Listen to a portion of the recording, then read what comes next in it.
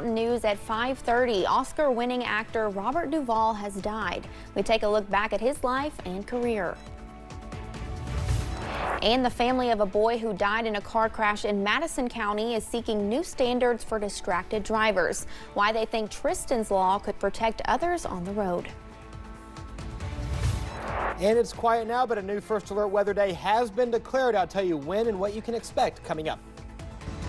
Dedicated to Southern and Eastern Kentucky, this is WYMT Mountain News at 5:30. Welcome to Mountain News at 5:30. I'm McKinley Calandrino. Legendary actor and director Robert Duvall has died. His family says he died at his home in Middlesburg, Virginia last night at the age of 95. CBS's Jared Hill takes a look back at his life and decades-long career. I love the smell of napalm in the morning. Robert Duvall's remarkable career spanned decades, punctuated by some of the most memorable roles in movie history. What happened to your money? I lost it. After serving in the U.S. Army and graduating from college, Duvall made his film debut as Boo Radley in 1962's To Kill a Mockingbird, a character who was effectively mute. Thank you, Roger. Other roles followed, but perhaps none more iconic than Duvall's Oscar-nominated performance as Tom Hagen, the Corleone family consigliere in The Godfather, Parts 1 and 2. Have anything to say? Say it to Michael. In Francis Ford Coppola's 1979 masterpiece, Apocalypse Now, Duvall delivered a powerful performance as Lieutenant Colonel Bill Kilgore. Someday this war's gonna end. It would be his role as a washed-up country singer in 1983's Tender Mercies that would earn Duvall an Academy Award. This is very emotional. Can be very well. We walk through that crowd coming through the front door. I mean, that's very emotional. At the age of 58, Duvall starred in the CBS miniseries Lonesome Dove, playing a role he called one of his favorites. Almost 10 years later, he wrote, directed, and starred in The Apostle, playing a preacher seeking redemption in Louisiana. I walk with Jesus. I shout with Jesus. At 84 years old, Duvall became the oldest Oscar nominee up until that point for his role in The Judge, opposite Robert Downey Jr. You didn't come to my high school graduation or college. Why? Jail time. Truancy. I was gonna reward anything. Duvall's fourth wife, whom he married in 2005, says he passed away peacefully at home, surrounded by love and comfort. She released a statement saying, in part, to the world, he was an Academy Award-winning actor, a director, a storyteller. To me, he was simply everything. Jared Hill, CBS News. One person is dead after a shooting at a hockey arena in Rhode Island. City officials say the suspect also dead and 4 others were injured. Officials say the person killed was a young girl. Law enforcement say the incident was thought to be a domestic in nature, as the gunman appeared to have been targeting members of his own family. That area is only 2 months removed from a shooting at Brown University, which resulted in the death of 2 students. The search continues for the mother of Today Show co-anchor Savannah Guthrie. Authorities say Nancy Guthrie went missing in the early morning hours of February 1st from her home in Arizona. Savannah posted a video on social media yesterday making a plea for her mother to be found and brought back safely, saying, quote, "It is never too late to do the right thing," end quote. In Georgia, a father went on trial today for his alleged part in a deadly school shooting. Colin Gray faces nearly 30 charges, including murder and involuntary manslaughter. He's accused of buying the rifle and ammunition his then 14-year-old son, Colt, allegedly used to kill 4 people at his high school after police had questioned the teen about making threats. Gray pleaded guilty to all the charges. The incident happened in 2024 when 2 students and 2 teachers were killed in the shooting. The FBI says they will not be sharing evidence with state investigators about the shooting of Alex Preddy. The Minnesota Bureau of Criminal Apprehension shared the news today.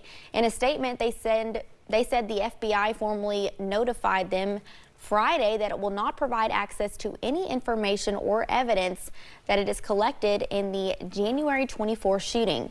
State investigators say they have also requested information on the shooting death of Renee Good and the shooting of Julio Sosa Solis.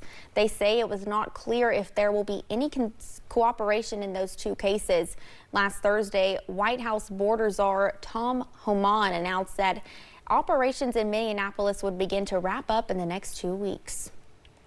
Today was a nice start to the work week weather-wise. Let's check in with meteorologist Eric Dean, who has the latest of what's going on outside. That's right, McKinley. We do have a first alert weather day on the map now, and that is for Thursday. And the reason being is because rain and storm chances will start to pick up. Heavy rain likely, thunderstorms possible, maybe a little bit of heavy wind, maybe a little bit of heavy hail as well, or small hail, I should say. And that's going to be for the northern and western fringe of the WYMT viewing area. Not everybody will be impacted by that. We'll get to that in the next check of weather. Right now, though, not bad. Temperatures in the 50s and 60s. Look at Manchester, 64 degrees, 61 in Somerset, 62 in Monticello. We're at 59 in Hazard, Double Nichols, 55 in Whitesburg, 58 in Pikeville. Satellite and radar right now, look at this. All is nice right now throughout the Commonwealth. High pressure is in control. Right now, we have sunny skies. Look at that temperature, 59 degrees. That wind is calm at this hour. Our humidity is sitting at 39%. If you have plans over the next several hours, not bad. Look at this, clear skies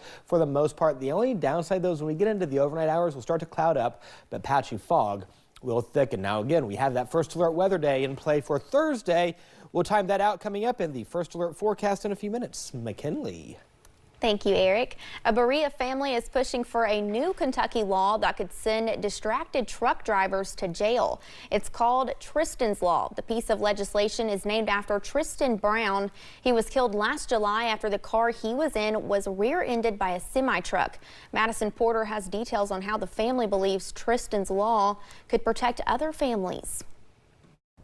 Tristan Brown was 16 years old when he was killed in a car crash. KSP say a truck driver rear-ended the family's car, but police didn't charge him. Brown's family filed a wrongful death lawsuit, claiming the driver was distracted. They say in the lawsuit he was speeding in a construction zone and failed to brake until after the crash. Tristan's Law would allow police to arrest a truck driver for objective reckless driving. You don't really need more proof for what happened on that scene, yet he still wasn't arrested and he's still walking free, even though it's very obvious that he was distracted while driving. Tristan's mom, Lindsay Brown, says she wishes she didn't have to lose a child for this bill to come to light. However, she says it will protect other Kentucky families and remind truck drivers of their responsibility on the road. He did matter. He is going to make a difference. He made a difference when he was here, and he's making a difference now. And he will forever make a difference in not just Kentucky, but in the world. Senator Jared Carpenter agreed to sponsor the bill. Tristan's aunt, Gabrielle Hughes, says Carpenter sent the bill to be drafted last week. The interest from Carpenter isn't the only support for Tristan's Law. We have got support letters from a lawyer, from several chief of police, a retired state trooper, teachers, medical professionals. Carpenter said he's grateful for the opportunity to work with the family and honor Tristan's memory. In Berea, Madison Porter, WKYT. According to Tristan's mother, the family agreed to a settlement in the wrongful death lawsuit they filed. One Bell County man was indicted in connection to the death of an unborn child. 35-year-old Taylor DeHart was taken into custody last Friday. Authorities with the sheriff's office say DeHart inflicted blunt force trauma to the pregnant mother's abdomen and placental abdomen, resulting in the unborn child's death. Deputies say DeHart was taken to the Claiborne County Jail in Tennessee and will eventually be brought back across state lines to Bell County. Firefighters in Rockcastle County say they were called to a crash yesterday. Members with the Broadhead Fire Department responded to the two-vehicle collision just before 7:30 p.m. on US 150.